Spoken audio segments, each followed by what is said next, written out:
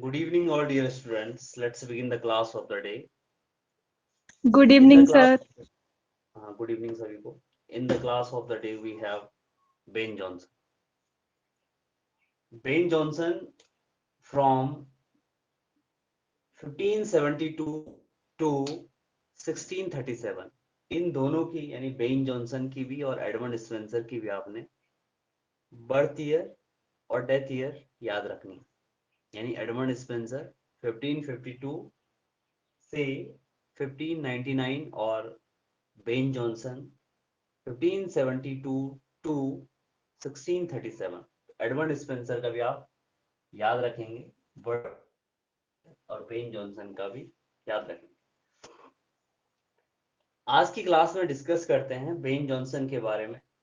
और Ben Johnson first poet laureate है, यानी first poet laureate in England. इसी पर फर्स्ट पोएट लॉरेट पर एक क्वेश्चन और आता है और क्वेश्चन रहता है कि फर्स्ट एवर पोएट लॉरेट. तो वो फर्स्ट पोएट लॉरेट तो बेन जॉनसन है, यानी बेन है. और first ever poet laureate John Dryden. दोनों में कंफ्यूज नहीं होना है, एवर का ही अंतर है. Now Ben Jonson is called the first poet laureate in England, और John called the first ever poet laureate. ये जॉन ड्राइडन को हम ये कह सकते हैं कि फर्स्ट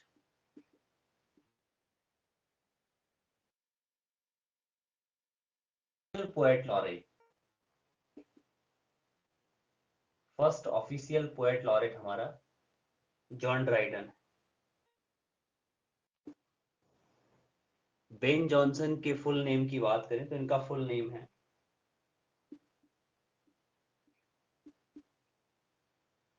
बेन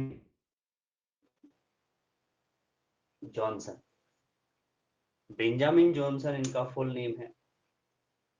और इन्होंने कॉमेडी में को इनिशिएट, जिसको इन्होंने नाम दिया है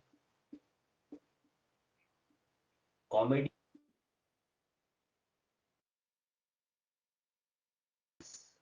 और जितने भी प्ले इन्होंने लिखे हैं सब में इस कॉमेडी ऑफ ह्यूमर्स का मिक्सअप किया है. और इन्होंने कहा है कि जब हम इन ह्यूमर्स को अपनी कॉमेडी में डालते हैं तब जाके वो रियलिटी में एक कॉमेडी ऑफ ह्यूमर बनता है.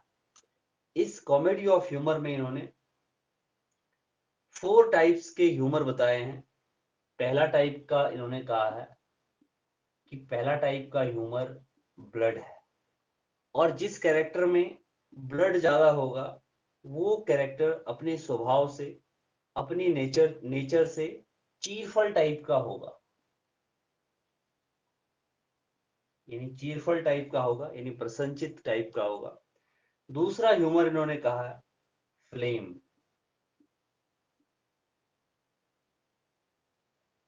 फ्लेम में जिसमें फ्लेम ज्यादा होगा वो काम होगा.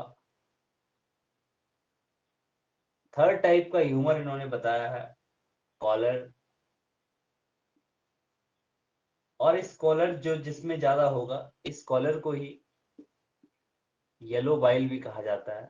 कॉलर और येलो बाइल, जिसमें कॉलर या येलो बाइल ज्यादा होगा वो कैरेक्टर ज्यादा एंग्री होगा या इल टेम्पर्ड ज्यादा होगा. और फोर्थ नंबर का ह्यूमर इन्होंने कहा है कि फोर्थ नंबर का ह्यूमर है मेलनकॉल. और जिस कैरेक्टर में मेलनकल, या इसको इन्होंने दूसरा नाम दिया है ब्लैक बाइल, ये ब्लैक बाइल ज्यादा होगा वो कैरेक्टर ये तो सैड होगा या मेलनकली हो। ये चार टाइप के ह्यूमर इन्होंने अपनी है कि इन चारों ह्यूमर से एक परफेक्ट कॉमेडी ऑफ ह्यूमर बनता है। हम डिस्कस कर रहे हैं Ben John, second most important English dramatist after William Shakespeare. William Shakespeare के बाद बेन जॉनसन को second most important English dramatist माना जाता है। और during in of James first, यानी जेम्स फर्स्ट के रेन के दौरान के टाइम पर भी रहे हैं, लेकिन जेम्स फर्स्ट के टाइम पर इन्होंने ज्यादा अपने प्ले लिखे हैं। अगर बुक्स की बात करें, आप स्क्रीनशॉट लेते रहें।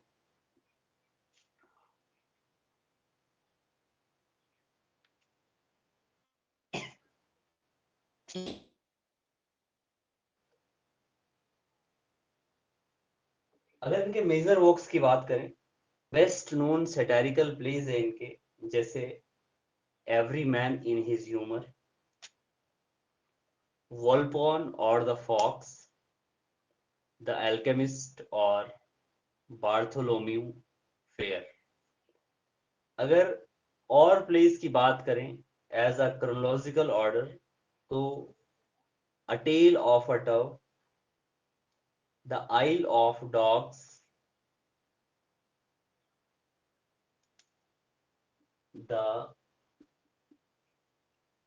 आइल ऑफ डॉग्स, ये बेन जॉनसन ने लिखा है और लिखा है थॉमस नैस के साथ। Every man in his humour, every man out of his humour, Cynthia's revels, the poetasters, Sejanus his fall, Volpone, Epicoene और the silent woman, the alchemist और Catiline his conspiracy. Ben Jonson के भी सारे works आप याद रखेंगे कौन कौन से वर्क्स इनके हैं। बार्थोलोम्यू फेयर कॉमेडी है, the devil is an ass comedy है, द मैग्नेटिक लेडी और humours reconciled, the magnetic lady और ह्यूमर्स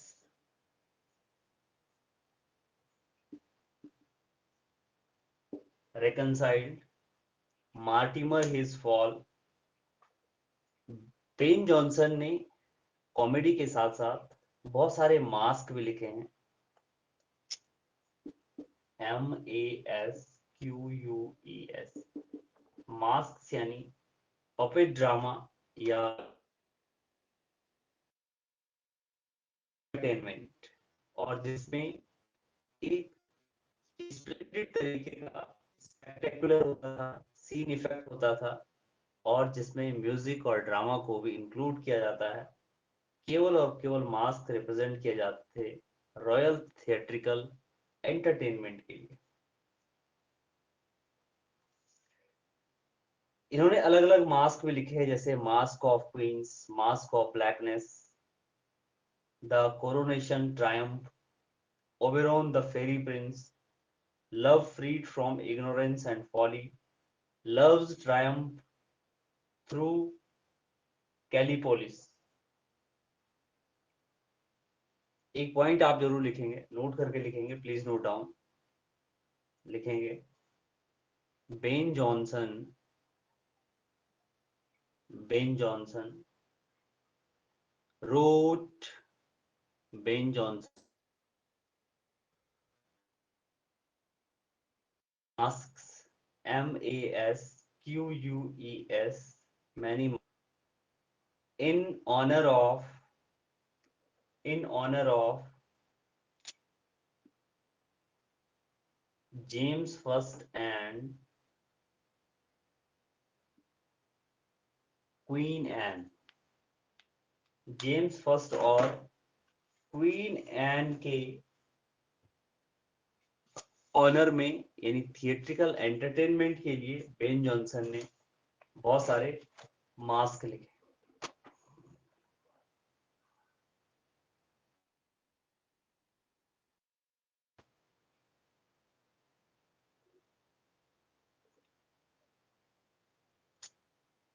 एक स्टेज प्ले है और which was written by Ben Jonson और प्ले का नाम है a tell of a dove. A tell of a dove play का नाम है, कैरोलाइन एज में इन्होंने लिखा और रिटन बाय बेन जॉनसन। और एक a tell of a dove book का नाम भी है, जो बुक जोनाथन स्विफ्ट ने लिखी। इसको जब आप नोट करके लिखोगे, इसका ईयर जरूर लिखना, A tell of a Dove का। The oil of Dogs discuss कर चुके हैं, कॉमेडी है बाय बेन जॉनसन, जिसको इन्होंने कोलैबोरेटिवली लिखा है थॉमस नैस के साथ। अगर अदर मेजर वर्क्स की बात करें बेन जॉनसन की, तो इन्होंने बेन जॉनसन ने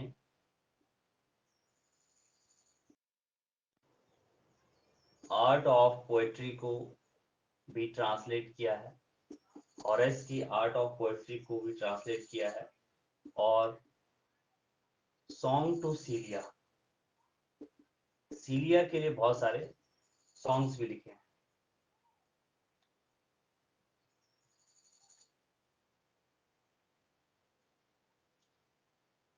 हॉरेस आर्स पोएटिका या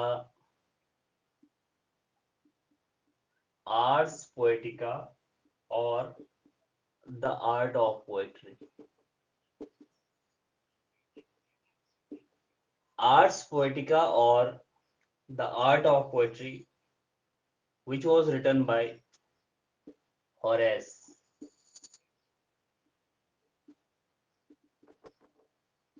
आर्स पोएटिका और the art of poetry written by Horace, और which was translated by Ben Jonson। Translated by Ben Jonson।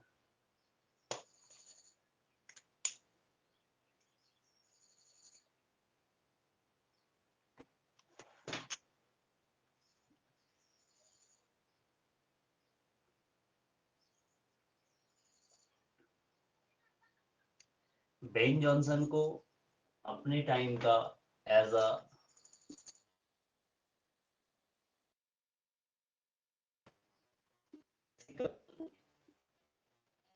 Play माना जाता है, जबकि शेक्सपियर क्लासिकल प्लेराइट नहीं माना जाता है, क्योंकि अगर बेन जॉनसन के थ्री मेजर प्लेस की बात करें, three greatest satire by Ben Jonson, three greatest satire by Ben Jonson. तो पहला है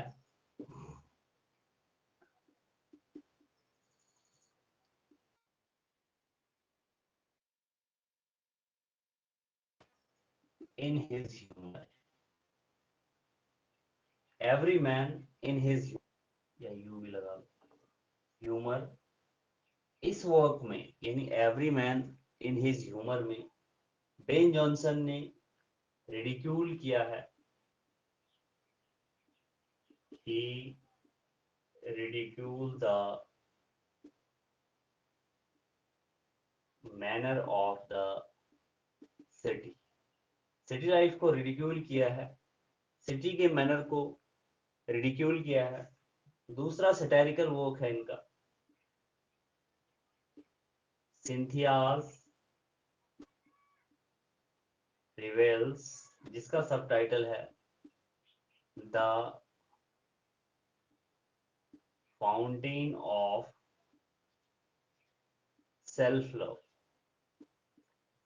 इन दिस वर्क यानी सिंथियाज रिवेल्स और the fountain of self love में बेन ने रिडिक्यूल किया है कोर्ट को रिडिक्यूल किया है। और थर्ड इनका वर्क है मोस्ट फेमस सैटारिकल वर्क है जिसका नाम है पोएटेस्टर। और इस पोएटेस्टर में बेन जॉनसन ने रिडिक्यूल किया है, बेन जॉनसन रिडिक्यूल्स और satirizes his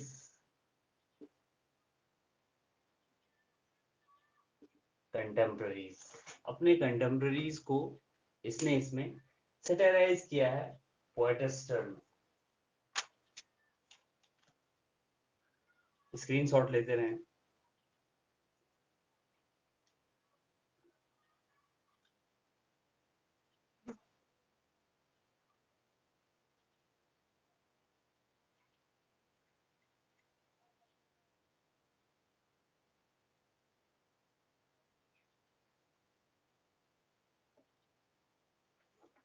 now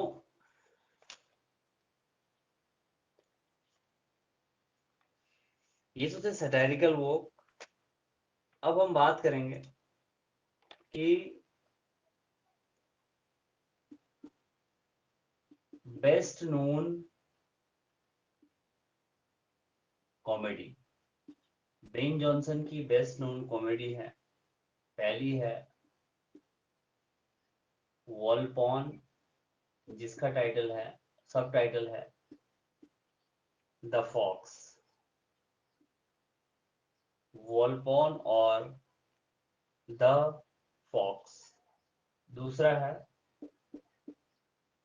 the alchemist और तीसरा है एपिकोन और द साइलेंट वुमन। एपिकोन और द साइलेंट वुमन।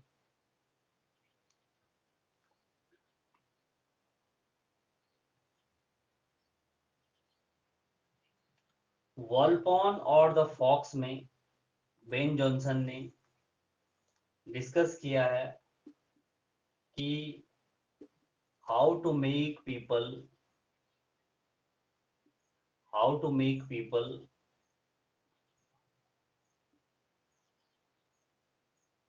गल्पल। कैसे आदमी को उल्लू बनाया जाता है, कैसे आदमी को धोखा दिया जाता है। एल्केमिस्ट में ये स्टडी है, it is the study of quackery. Quackery का मीन्स होता है सार्लटन, यानी अगर कोई डॉक्टर नहीं है लेकिन अपने आप को डॉक्टर प्रेजेंट कर रहा है। CARLATON, सार्लटन, जिसे हम नीम हकीमी या मिथ्या चिकित्सक भी बोल सकते हैं। तो स्टडी ऑफ क्वैकरी है, स्टडी ऑफ सार्लटनिज्म है। और नेक्स्ट है एपिकॉन और द साइलेंट वुमन। इसमें भी बेन जॉनसन ने बताया है कि थ्रू द डॉफिन कैरेक्टर कैसे डॉफिन क्रिएट करता है एक scheme to get his inheritance from his uncle. और इसके अंकल का नाम है मोरोज। डॉफिन के अंकल का नाम है मोरोज इन एपिकोन और द साइलेंट वुमन में। स्क्रीनशॉट लेते रहे।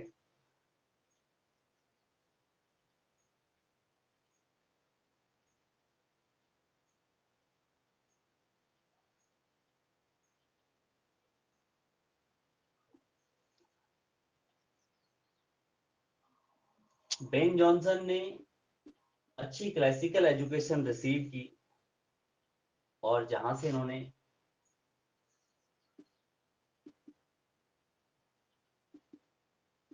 अच्छी क्लासिकल एजुकेशन रिसीव की है उस स्कूल का नाम है वेस्टमिंस्टर स्कूल। इसी स्कूल से इन्होंने यानी Ben received a good classical education from Westminster school. ये भी आप ध्यान रखेंगे। बेन जॉनसन का सबसे पहला इंपॉर्टेंट प्ले है every man in his humour, जिसमें इन्होंने जो ग्लोब थिएटर में 1598 के आसपास प्रेजेंट हुआ था और शेक्सपियर ने भी इस प्ले में एक्टिंग की थी। Shakespeare also acted in this comedy और इस प्ले ने यानी every man in his humour में beginning of revolutionary movement in dramatic methods and the institution of a new species of the comedy of humors, एक नई comedy of humours को जन्म दिया इस प्ले ने यानी every man in his humour ने।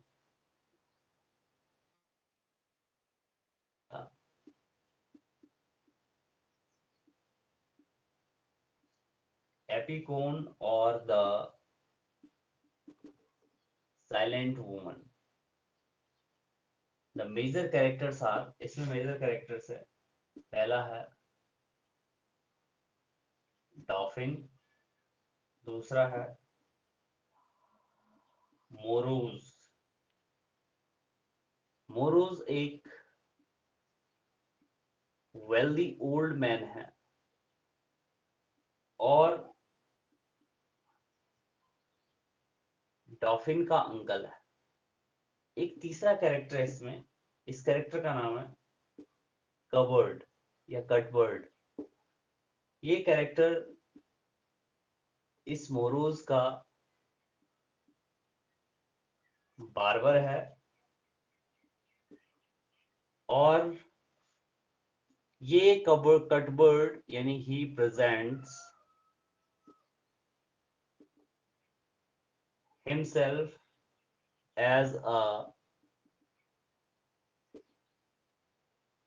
Silent woman. ये कटबर्ड ही अपने आप को प्रेजेंट करता है एक साइलेंट वुमन की तरह। डॉफिन एक स्कीम क्रिएट करता है कि कैसे वो अपने अंकल की इनहेरिटेंस को गेट करे, तो प्लान बनाता है और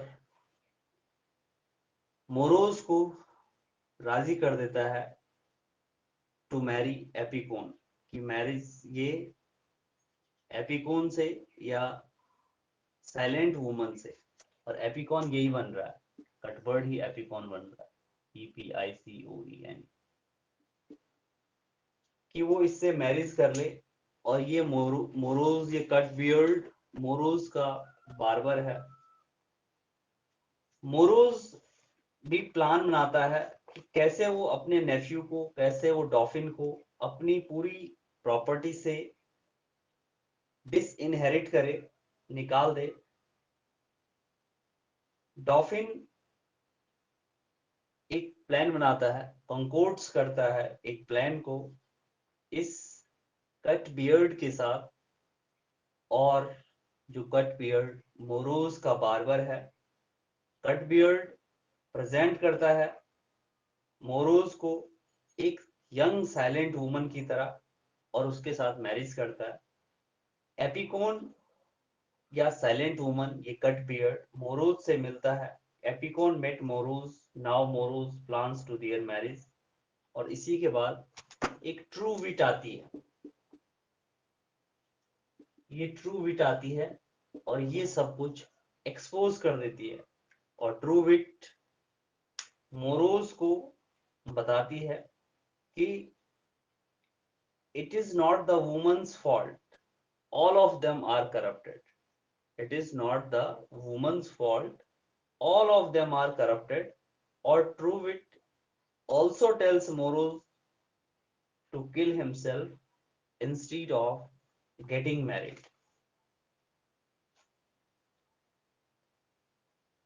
Truewit इस मोरोज को कहती है कि उसे सुसाइड कर देना चाहिए, अपने आप मर जाना चाहिए, बजाय कि एपिकोन से मैरिज करके या साइलेंट वुमन से मैरिज करके। नेक्स्ट बुक है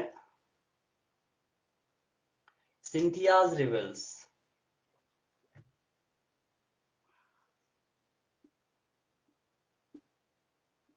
सिंथियाज रिवेल्स सैटारिकल कॉमेडी है और इसका सबटाइटल है the fountain of self love. Cynthia's revels और the fountain of self love. एक ट्रेवलर आता है जो फाउंटेन ऑफ सेल्फ लव को पूरा का पूरा पी जाता है और प्ले एक को एक एलिमेंट की तरह दिखाया गया है, पोएटोमेकिया, यानी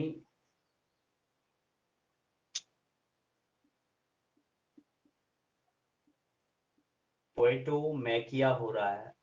पोएटोमेकिया मीन्स वॉर हो रहा है थिएटर्स का। किस किस के बीच में? बिटवीन बेन जॉनसन और इसका राइवल जॉन मार्स्टन और थॉमस डेकर।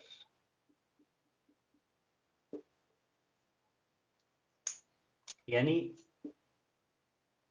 सिंथियाज रिवेल्स और the fountain of self love में बेन जॉनसन ने सैटारिकल वे में अपने कंटेम्प्ररी जॉन मार्स्टन और थॉमस डेकर को सैटाराइज किया है और पोएटोमेकिया यानी वॉर ऑफ थिएटर्स हो रहा है बिटवीन जॉनसन एंड मार्स्टन और डेकर के बीच में।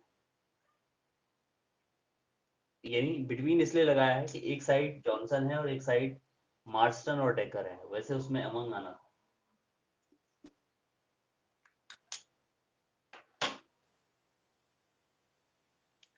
और बहुत सारे हिस्टोरियन आए हैं, बहुत सारे क्रिटिकल थिंकर आए हैं, तो इन्होंने भी माना है कि जो जॉनसन का मेथड था that was completely different from William Shakespeare.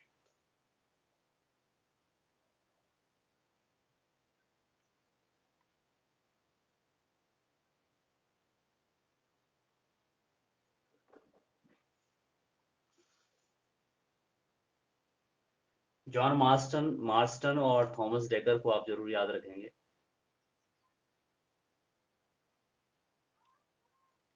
इसके बाद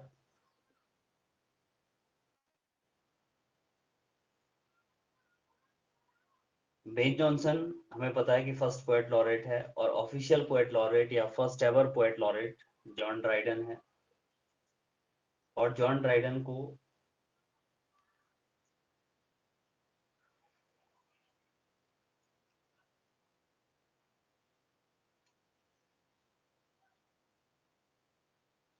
बेन जॉनसन ने बहुत सारे सॉन्ग्स सीलिया के लिए लिखे हैं, यानी सॉन्ग टू सीलिया, और उन्हीं में एक सॉन्ग है drink to me only thine eyes and I will please with mine। ये एक सॉन्ग है जिसे लिखा है सीलिया के लिए। एक और सॉन्ग है स्लो स्लो फ्रेश फाउंड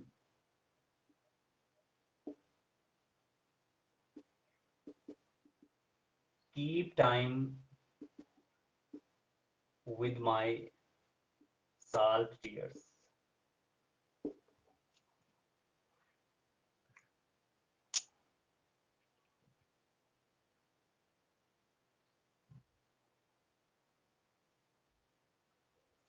हम डिस्कस कर रहे हैं बेन जॉनसन को, आप स्क्रीनशॉट भी लेते रहें, अगर आप लिख भी रहे हैं तो अच्छी बात है, आप लिख रहे हैं, और अगर नहीं भी लिख रहे हैं कोई बात नहीं, लास्ट में भी आप लिख सकते हैं।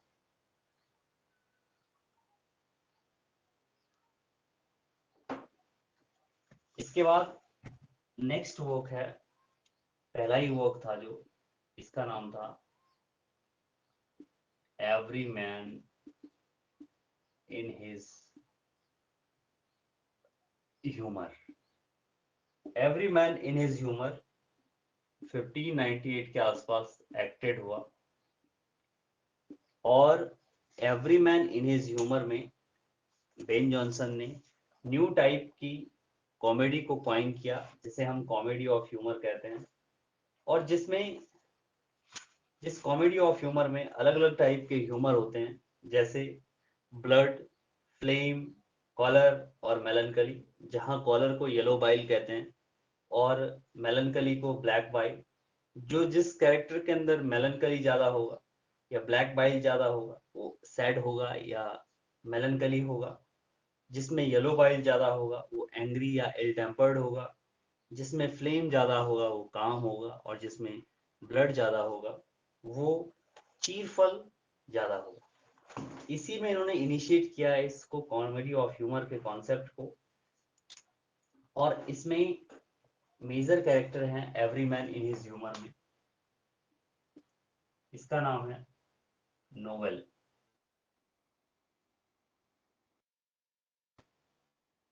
है, और इसका ह्यूमर है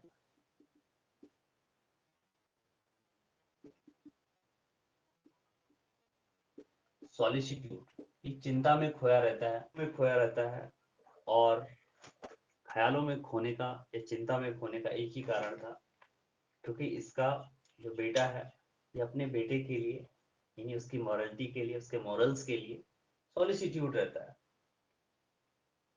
नेक्स्ट है एडवर्ड।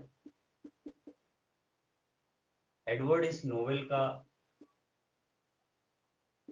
बेटा है। नेक्स्ट कैरेक्टर है ब्रेन वॉर्म। ब्रेन वॉर्म एक क्लेवर सर्वेंट है नोवेल का।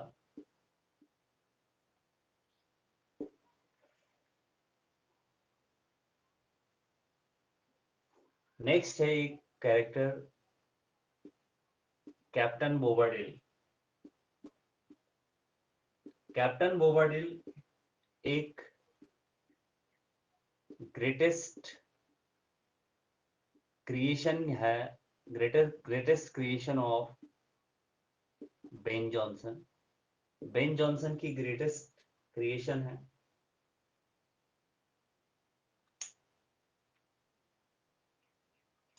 एक और कैरेक्टर है, इस कैरेक्टर का नाम है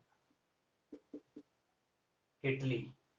ये किटली एक ट्रेडर है और इसका ह्यूमर है, किटली इंपॉर्टेंट कैरेक्टर है, इसका ह्यूमर है jealousy.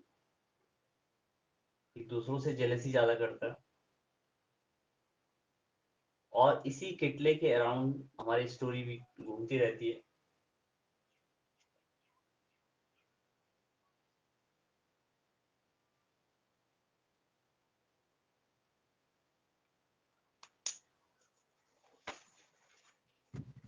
Every man in his humour में बेन जॉनसन ने अलग अलग कैरेक्टर के अलग अलग ह्यूमर बताए हैं, और ये प्ले बिलोंग करता है to the subgenre of the humours, यानी कॉमेडी ऑफ ह्यूमर्स का, जिसमें ईच मेजर कैरेक्टर का अलग अलग ह्यूमर है और उसकी अलग अलग ऑब्सेशन है, यानी अलग अलग उसकी मनोग्रस्ती है या अलग अलग उसकी ऑब्सेशन है।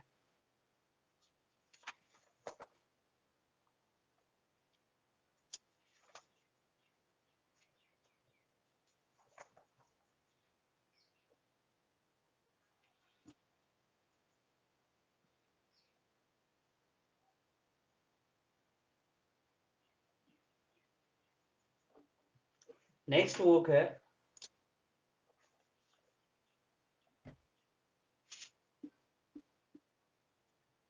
वॉल्पोन और द फॉक्स। वॉल्पोन और द फॉक्स 1606 के आसपास परफॉर्म हुई ग्लोब थिएटर में। परफॉर्म हुई ग्लोब थिएटर में। इसमें वॉल्पोन प्रोटोगनिस्ट कैरेक्टर है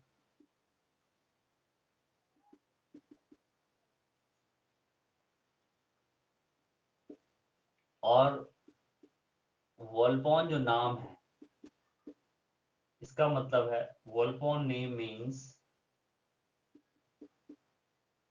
द फॉक्स यानी इटालियन में इसका नाम द फॉक्स है, इसका मीनिंग द फॉक्स है।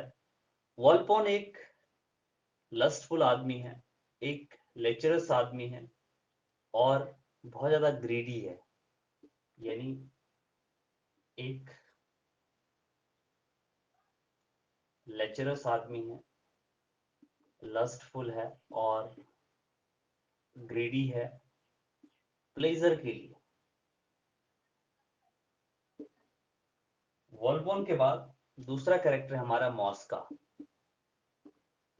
मॉस्का और ये वॉल्पोन का सर्वेंट भी बोल सकते हैं हम इसको, वॉल्पोन का पैरासाइट भी बोल सकते हैं, यानी वॉल्पोन का चाटुकार या चापलूस पैरासाइट, सर्वेंट भी कह सकते हैं और स्लेव भी कह सकते हैं। मॉस्का का मतलब है, मॉस्का मीन्स फ्लाई।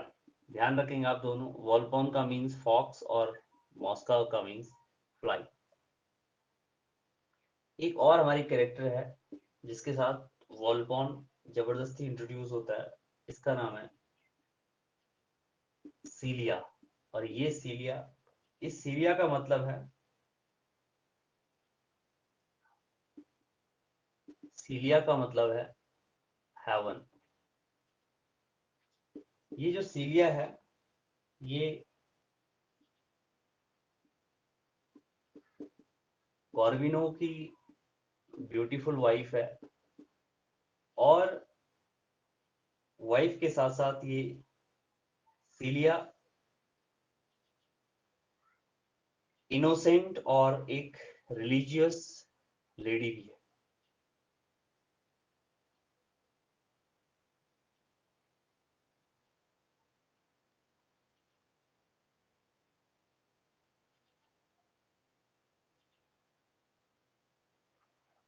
वॉल्पोन और द फॉक्स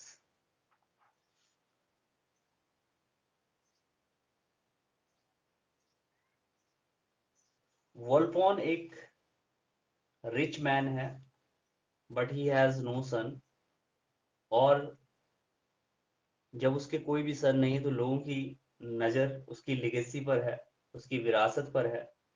लेकिन वॉल्पोन भी प्लान बनाता है कि वो बीमार हो गया है ताकि लोग उसको, उसकी मदद करें, यानी लोग उसके पास आए, उसके उसे महंगे महंगे प्रेजेंट्स दे। और this gives Volpone an opportunity to make fun of them, लोगों पर मजाक करता है। Volpone is happy to see the Celia और मॉस्का मॉस्का सीलिया को इंट्रोड्यूस कराता है वॉल्पोन से। लास्ट में सब कोर्ट चले जाते हैं क्योंकि सीलिया कॉर्निलियो की वाइफ है और उसके नेम का मतलब है, सीलिया का मतलब है हेवन। वो इनोसेंट है, रिलीजियस है और फेथफुल है अपने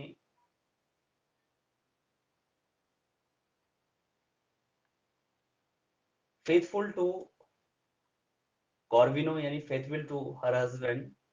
और in this play Volpone or the Fox, when Volpone tries to rape her, she resists, and in court she constantly appeals to heaven to expose Volpone। और लास्ट में वॉल्पोन तो एक्सपोज नहीं होता है क्योंकि कोर्ट का जज भी कहता है कि ये तो ओल्ड मैन है, लेकिन लास्ट में वॉलबॉन को अपनी गलती का एहसास हो जाता है और अपने आप को खुद ही एक्सपोज कर लेता है। नाउ एक पॉइंट आपने लिखना है, प्लीज नोट डाउन, लिखेंगे नोट करके, लिखेंगे वॉलपॉन और द फॉक्स, वॉलपॉन और the fox is is a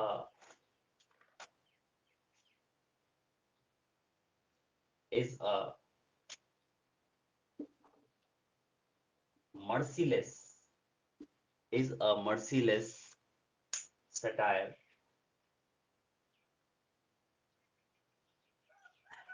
merciless satire of greed, GREED, of greed and lust, LUST, lust.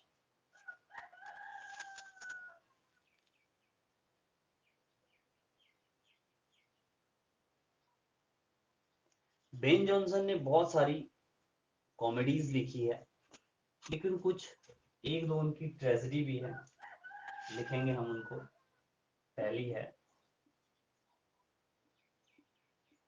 सेजनस his fall, ये इनकी ट्रेजेडी है बेन जॉनसन की, सेजनस हिज फॉल।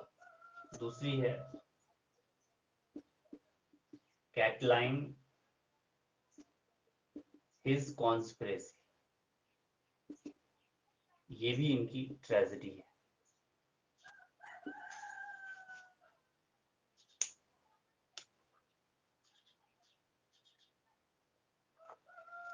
सबसे पहले इन्होंने कॉमेडी ऑफ ह्यूमर डाला अपने play every man in his humour में। इसके बाद इन्होंने इसका सीक्वल बनाया every man out of his humour. बहुत सारे मास्क भी इन्होंने लिखे हैं।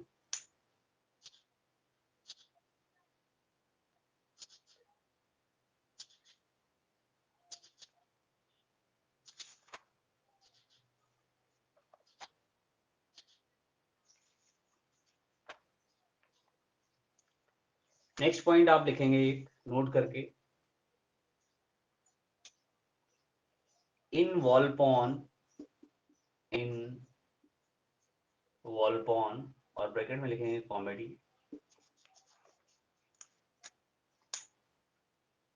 इन वॉलपॉन ब्रैकेट में comedy is a influence of is a influence of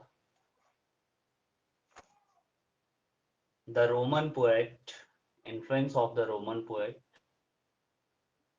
juvenile.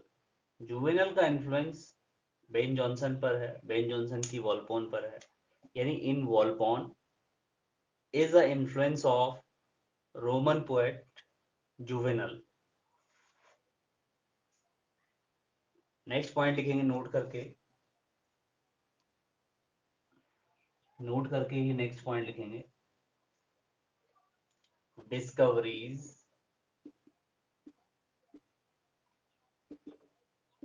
discoveries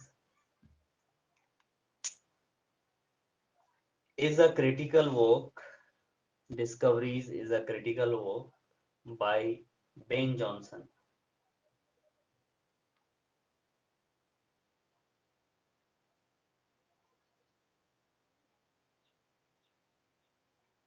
by Ben Jonson।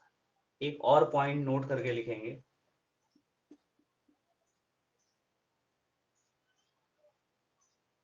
Marlowe's mighty line for Marlowe's blank words, Marlowe's mighty line for Marlowe's blank words dash करके लिखेंगे। Ben Johnson used this phrase, Ben Jonson used this phrase?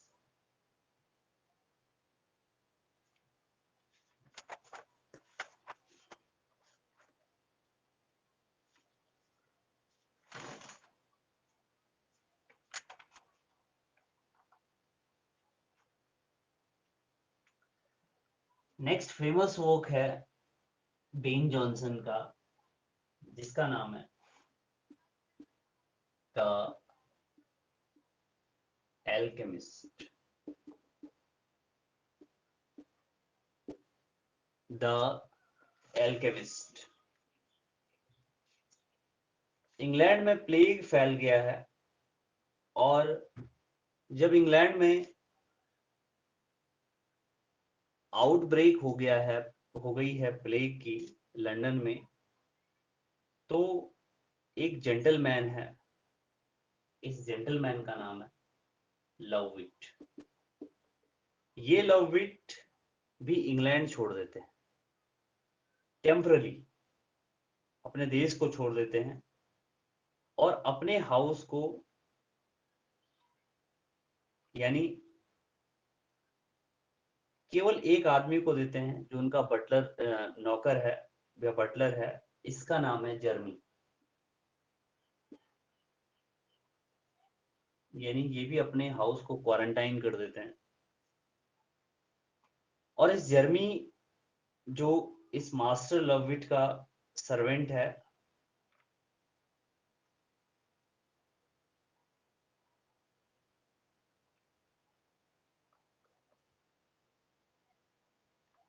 और इसी जर्मी का नाम face है। यानी इसको face भी प्ले में बोला गया है, इस जर्मी को।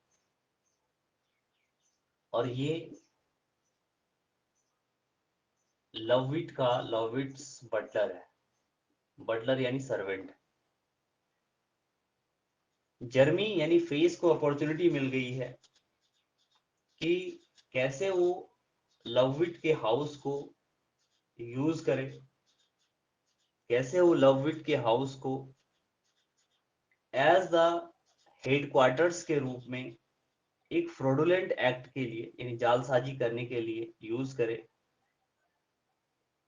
तो इसे करने के लिए ये जर्मी अपना नाम, यानी अपना पेन नेम रख देता है, और अपने आप को बोलता है कि मैं कैप्टन फेस हूं, मैं कैप्टन फेस हूं। घर है लवविट का, और इनलिस्ट करता है, यानी एक दूसरे आदमी को रखता है, जिस अपने दोस्त को, जिसका नाम होता है सबटल। अब सबटल और फेस की जोड़ी बन गई है, और ये एक और लेडी को जोड़ देते हैं, इसका नाम है डॉल कॉमन। ये डॉल कॉमन एक प्रोस्टिट्यूट है। डॉल कॉमन एक प्रोस्टिट्यूट है, और ये कॉन्स्पिरेसी करना स्टार्ट कर देते हैं। डॉल कॉमन भी इनके साथ है, फेस भी साथ है, और सबटल भी साथ है। फेस यानी जर्मी भी साथ है। मास्टर लवविट अपने घर को छोड़ करके वापस चले गया है। अब ये इन्होंने एक्ट करना स्टार्ट कर दिया है, लोगों को बेवकूफ बनाना स्टार्ट कर दिया है, लोगों को फ्रॉडुलेंट करना स्टार्ट कर दिया है, और इसी जालसाजी में ये अब अपने यहाँ कस्टमर लाने स्टार्ट करते हैं। और पहला कस्टमर है हमारा डैपर।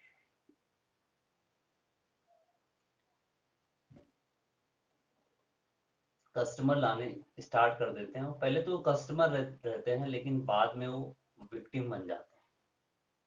तो पहला है डैपर। डैपर को लाया जाता है, और इस डैपर को सबटल कहता है कि उसके भाग्य में क्या क्या लिखा है। वो जो गेमलिंग है, वो गेमलिंग जीतेगा, वो बहुत लकी है। डैपर के बाद दूसरा विक्टिम बनता है, और ये डैपर से भी कुछ पैसे ले लेते हैं। दूसरा बनता है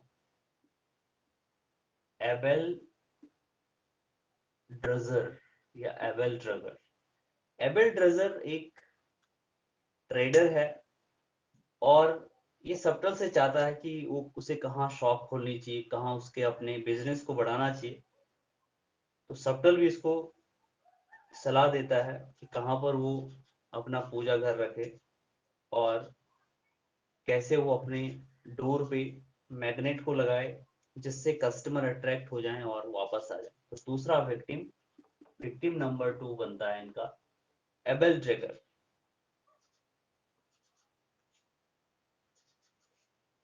और भी कैरेक्टर है। नेक्स्ट कैरेक्टर है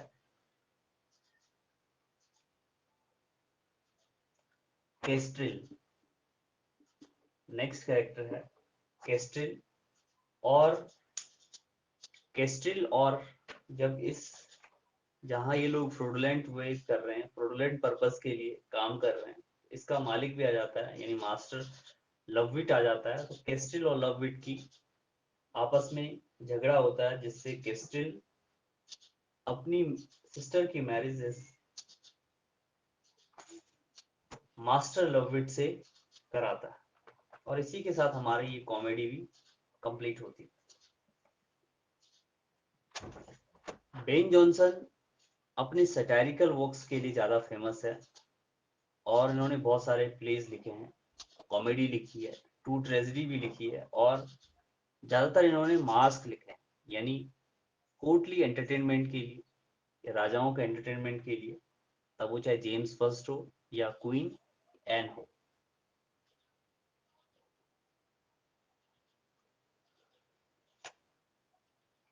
एक पॉइंट लिखेंगे नोट करके, प्लीज नोट डाउन। पॉइंट में लिखेंगे Dryden road, Dryden road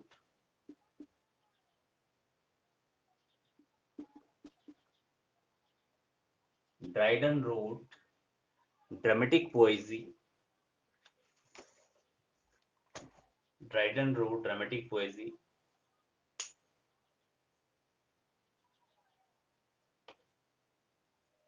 and starts the starts the English criticism and starts the English criticism. Full stop. In this work, in this work, in this work, Dryden says,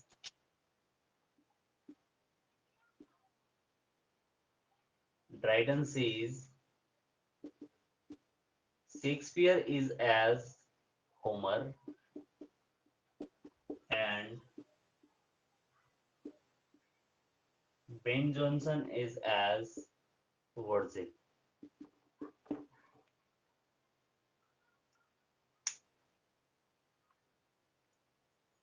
यानी इस ऐसे of dramatic पोएजी में John Dryden ने कहा है Shakespeare Homer की तरह है और बेन जॉनसन वर्जिल की तरह है।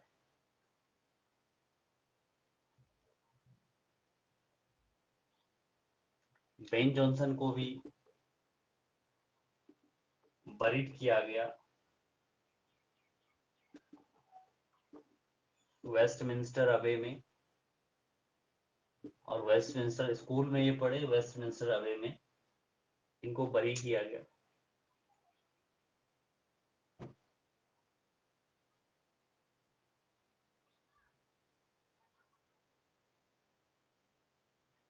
एक बहुत इंपॉर्टेंट वर्क है बेन जॉनसन का, वर्क का नाम है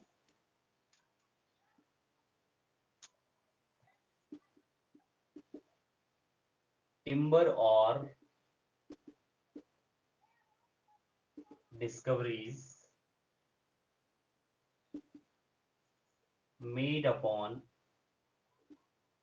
men and मैटर। ये एक single volume of prose work है।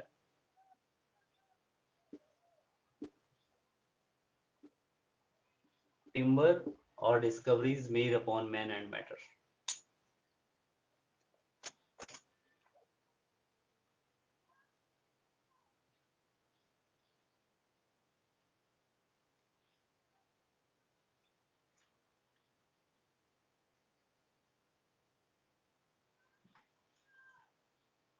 एक नेक्स्ट वर्क है, इस वर्क का नाम है ईस्टवर्ड हो। ये ईस्टवर्ड हो कोलैबोरेटिवली वर्क है, जिसके राइटर है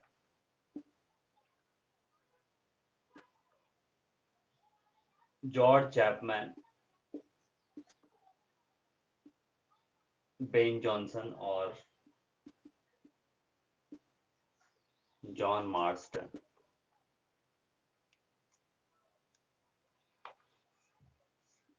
एक बहुत इंपॉर्टेंट है, लिखा है ओ रेर बेन जॉनसन या ओ रेर बेन। ये लिखा है, it is written in Ben Jonson's epitaph. Epitaph यानी कब्र होती है, या समाधि या स्मारक, और इस स्मारक या समाधि पर बेन की लिखा है ओ रेर बेन या ओ रेर बेन जॉनसन। इसी के साथ साथ हमारा बेन जॉनसन कंप्लीट हो गया है, इसे नोट कर लें आप।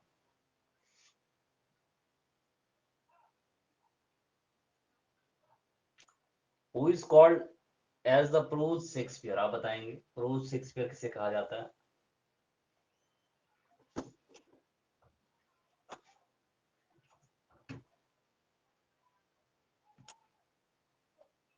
उनको किसको? John Marston. मार्स्टन, मार्स्टन को नहीं कहा जाता। परसों की क्लास में हम डिस्कस कर रहे थे prose Shakespeare, who is called as the prose Shakespeare, और चार्ल्स लैंग उसे प्रोज शेक्सपियर बोलता है। उसका नाम है थॉमस हेवुड। ओके। और थॉमस हेवुड, हाँ, हेवुड ने एक फेमस वर्क लिखा है a woman killed with kindness. बहुत फेमस वर्क है, डोमेस्टिक ट्रेजेडी है ये, इसे आप ध्यान जरूर रखेंगे। वैसे हमने परसों डिस्कस कर लिया था, लेकिन परसों कई सारे लोग लेफ्ट हो गए थे। अ वुमन, क्योंकि परसों फैक्चुअल ज्यादा था। अ वुमन किल्ड विद काइंडनेस, ये एक डोमेस्टिक ट्रेजेडी है, ध्यान रखेंगे आप। डोमेस्टिक ट्रेजेडी का एग्जाम्पल है, और थॉमस हेवुड ने लिखा है। इसी थॉमस हेवुड को प्रोज शेक्सपियर कहा जाता है, यही हमारा प्रोज शेक्सपियर है। और प्रोज शेक्सपियर बोलने वाला इसे चार्ल्स लैंग।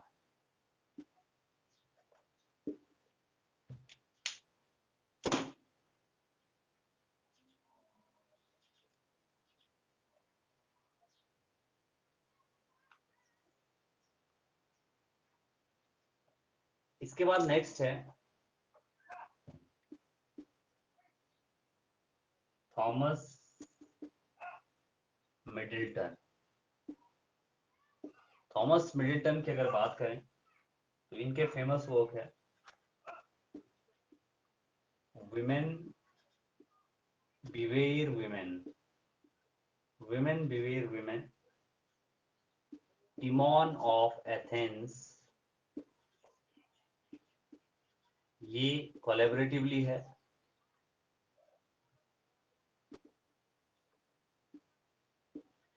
शेक्सपियर के साथ, विद शेक्सपियर। और एक और उनका फेमस वर्क है जिसका नाम है a game of chess, satirical play है अ गेम ऑफ चेस।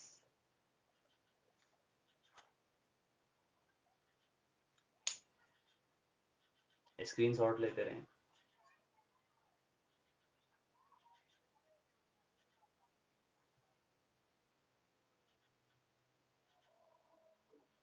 एक लास्ट वर्क है, बहुत इंपॉर्टेंट वर्क है, और इस वर्क का नाम है द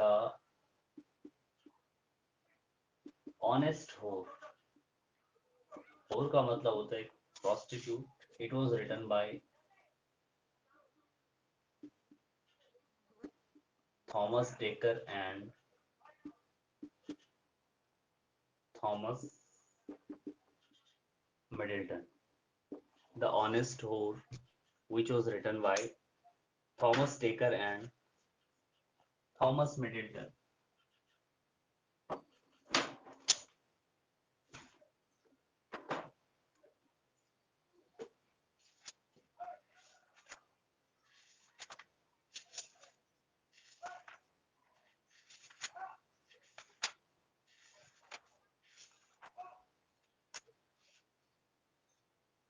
विलियम शेक्सपियर को और फ्रांसिस बेकन को स्किप किया हुआ है। स्किप इसलिए किया हुआ है, जो मैंने आपको पीडीएफ भेजा उसको मैं सोच रहा हूँ उसको कंप्लीट कर लेते हैं, यानी जॉन डन तक कंप्लीट कर लेते हैं, और जॉन डन के साथ साथ मेटाफिजिकल पोएट्री भी कंप्लीट कर लेंगे, कैरोलाइन एज भी कंप्लीट कर लेंगे, और कॉमनवेल्थ पीरियड भी कंप्लीट कर लेंगे। जैसे कॉमनवेल्थ पीरियड आएगा, जॉन मिल्टन को छोड़ करके पहले बेकन को और शेक्सपियर को भी कंप्लीट कर लेंगे।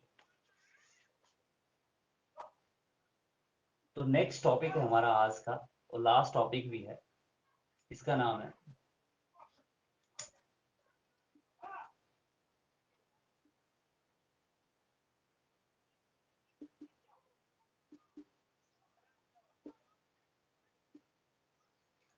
Metaphysical poetry. मेटाफिजिकल पोएट्री में कुछ लोग हैं, मेटाफिजिकल पोएट्री में कुछ लोग हैं जो सेक्युलर पोएट्री लिखते हैं, कभी भी रिलीजन की तरफ नहीं जाते। इनमें है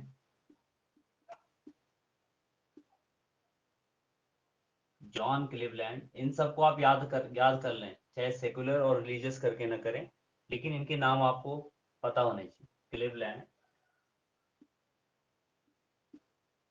एंड्रयू मार्वेल और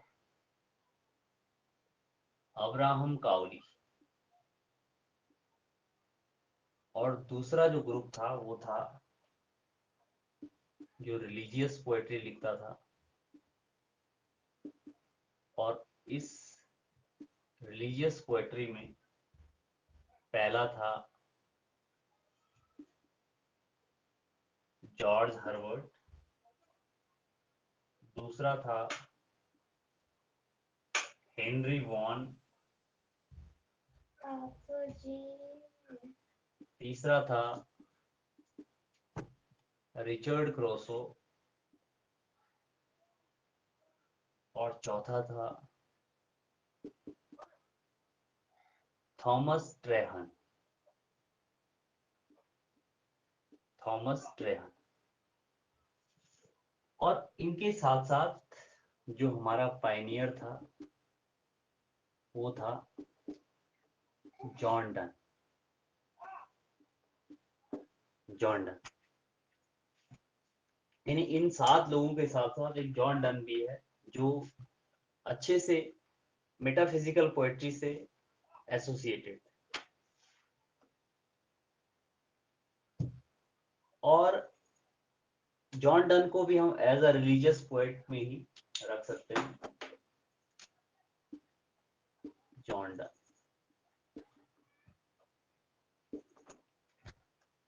इसके बाद हम जॉन डन को पढ़ेंगे। इसे आप स्क्रीनशॉट ले लें, और अगर आप चाहें तो इसका फॉर्मूला बना सकते हैं। CCC टीवी HM कर रही है, तो C for Cleveland, C for Cowley, C for Crashaw, T for Traherne, V for Vaughan, H for Herbert, और M फॉर मार्लो। ये सातों के सातों आपको याद होने चाहिए।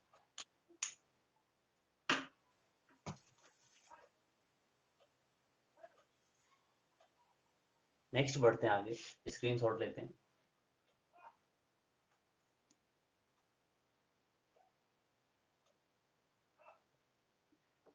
हम बात कर रहे थे मेटाफिजिकल की। आखिर ये मेटाफिजिकल होती क्या है? यानी मेटाफिजिकल एक ब्रांच है फिलॉसफी की, और मेटाफिजिकल एक ऐसे कॉन्सेप्ट की बात करती है जो बिल्कुल एब्स्ट्रैक्ट हो। मेटाफिजिकल मेटाफिजिकल एक ब्रांच है फिलॉसफी की। ब्रांच के साथ साथ ये एब्स्ट्रैक्ट आइडियाज की बात करती है। मेटाफिजिक्स या मेटाफिजिकल पोइट्री एब्स्ट्रैक्ट आइडियाज की बात करती है, जो हमारे नजरों के सामने नहीं है उसकी बात करती है, जिसका जवाब साइंस के पास भी नहीं है उसका जवाब करती है। यानी उसका सवाल पूछती है कि जैसे इस वर्ल्ड का क्रिएशन कैसे हुआ, व्हाट हैपन्स आफ्टर डेथ, मरने के बाद क्या होता है, जो हो रहा है यानी जो हमारे साथ हो रहा है, ह्यूमन बीइंग के साथ हो रहा है, क्या वो पहले लिखा जा चुका था, कैसे चीजें बनी, ह्यूमन माइंड की मिस्ट्री क्या है, और जिनका जवाब लॉजिकली तरीके से दिया जाना पॉसिबल ना हो, ऐसे तरीके की बात करती है हमारी मेटाफिजिक्स या मेटाफिजिकल पोएट्री। इसके पाइनर है जॉन डन। जॉन डन को इसका पाइनर माना जाता है। और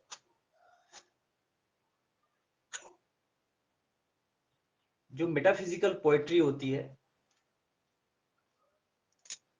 इसमें फार फीच्ड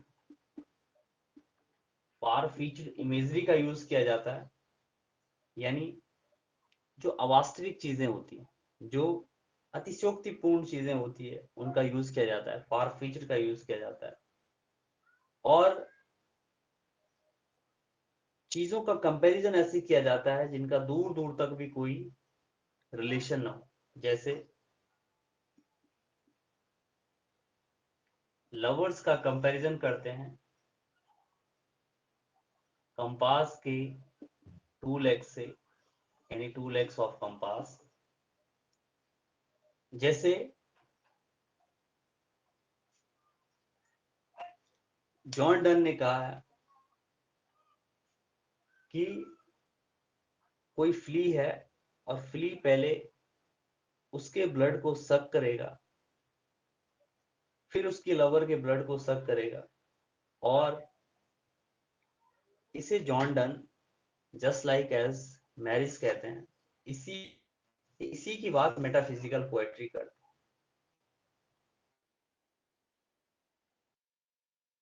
फिजिक्स इमेजरी की बात करती है, डिफरेंट कंपैरिजन की बात करती है, एब्स्ट्रैक्ट आइडियाज की बात करती है।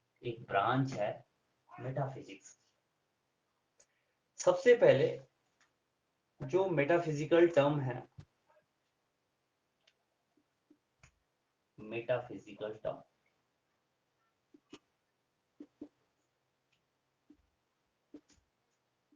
इसको क्वाइन किया गया, मेटाफिजिकल टर्म को क्वाइन किया गया सैमुअल जॉनसन के द्वारा। सैमुअल जॉनसन के द्वारा मेटाफिजिकल टर्म को क्वाइन किया गया, ये आप ध्यान रखेंगे। और सैमुअल जॉनसन कहता है, ये डिस्क्राइब करता है, टू डिस्क्राइब, इसी मेटाफिजिकल टर्म के लिए डिस्क्राइब करता है, टू डिस्क्राइब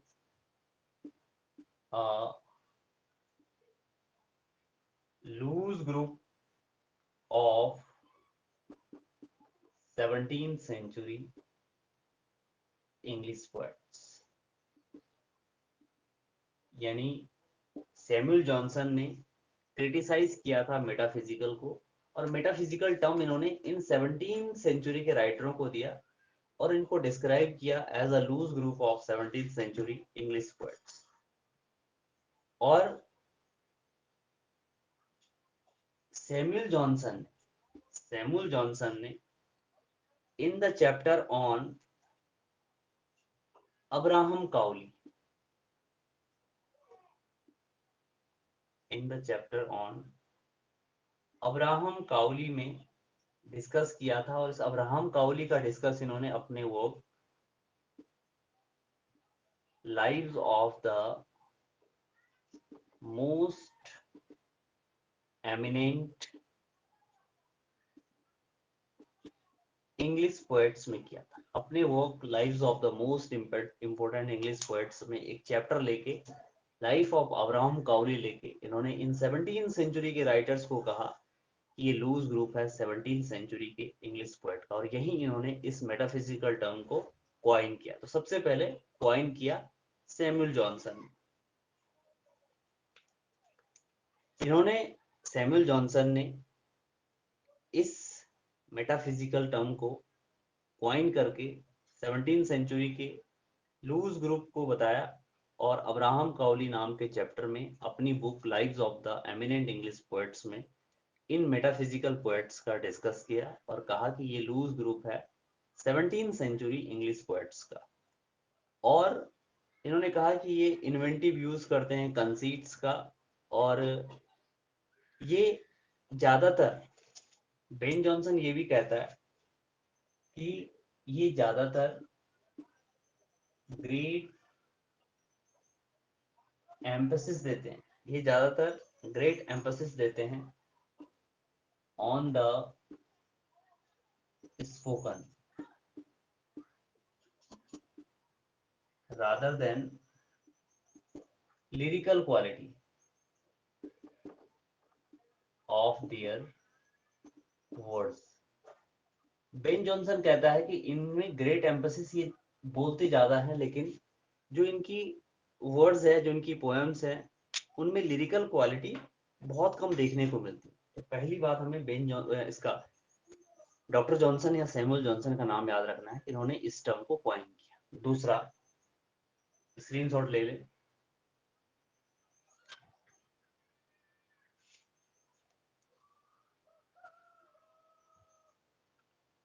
दूसरा आपने ध्यान रखना है कि डॉक्टर सैमुअल जॉनसन से पहले मेटाफिजिकल टर्म कोई यूज में नहीं थी। इसके बाद Dryden Dryden said in his, Dryden ने अपने वर्क में, इनके वर्क का नाम है डिस्कर्स कंसर्निंग सटायर, डिस्कर्स कंसर्निंग सटायर 1693 में, डिस्कर्स कंसर्निंग सटायर में जॉन ड्राइडन कहता है, जॉन ड्राइडन कहता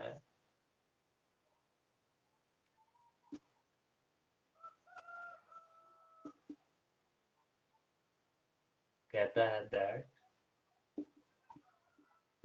John Donne in his poetry affects metaphysics। यानी जॉन ड्राइडन ने अपने वर्क डिस्कस कंसर्निंग सटायर 1693 में सबसे पहले ये बात की थी कि जॉन डन ने अपनी पोएट्री में मेटाफिजिक्स को अफेक्ट किया है। यानी जॉन डन अफेक्ट्स मेटाफिजिक्स, लेकिन मेटाफिजिकल कोई टर्म कॉइन नहीं की थी, केवल ये कहा था। इसके बाद 17th सेंचुरी में डॉक्टर सैमुअल जॉनसन ने एक टर्म कॉइन की, मेटाफिजिकल पोएट्स या मेटाफिजिकल पोएट्री, अपने work lives of the most eminent poets में, और उसमें भी एक अलग से चैप्टर देख करके, in the chapter of Abraham काउली।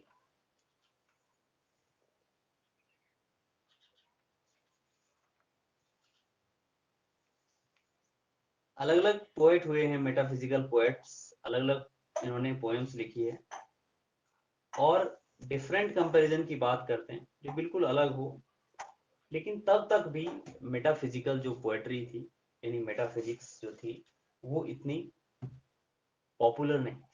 लेकिन 20th सेंचुरी में, 20th century, in 20th century, T S. Eliot, T S. Eliot popularise it. T S. Eliot ने 20th सेंचुरी में मेटाफिजिकल पोएट्री के मेथड्स को पढ़ा। इन्होंने देखा कि कैसे इस्तेमाल करते हैं पोएट्री को, उसके इम्पोर्टेंस को देखा, और इसके बाद मेटाफिजिकल पोएट्री बहुत ज़्यादा पॉपुलर हो गई जब 20th सेंचुरी में टी.एस. इलियट ने इसे पॉपुलराइज किया।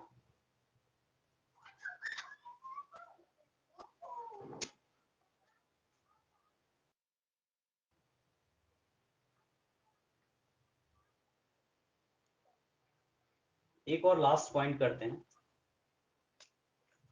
ये मेटाफिजिकल पोएट्री वाले दो कंसीट की बात करते हैं। ये बात करते हैं दो कंसीट की। एक होती है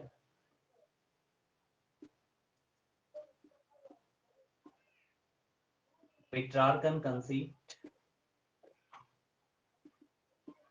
और एक होती है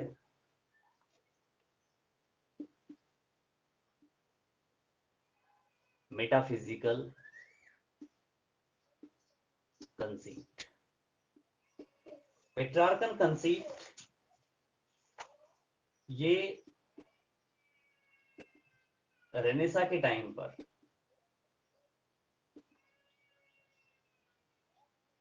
ये रेनेसा के टाइम पर ज्यादा पॉपुलर थे। इसमें जो पोएट होते हैं ये यूज करते हैं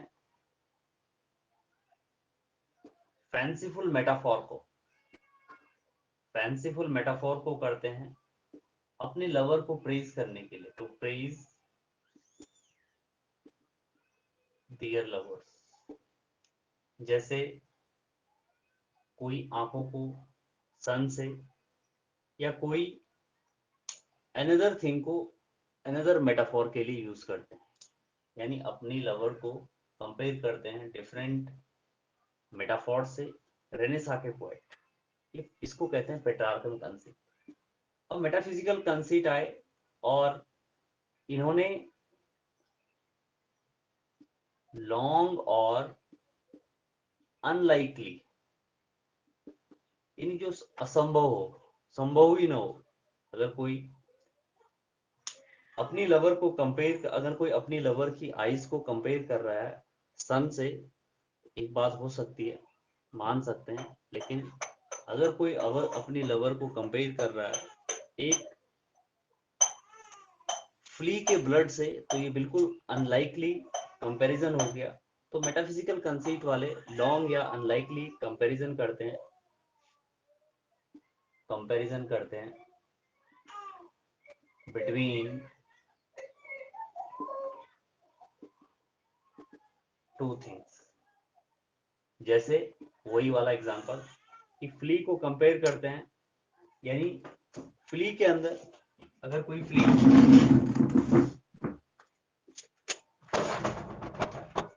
अगर कोई flee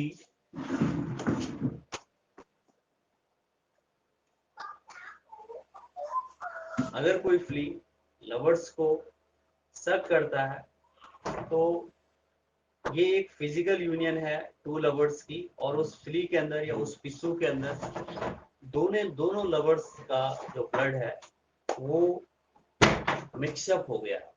it is called as a metaphysical conceit.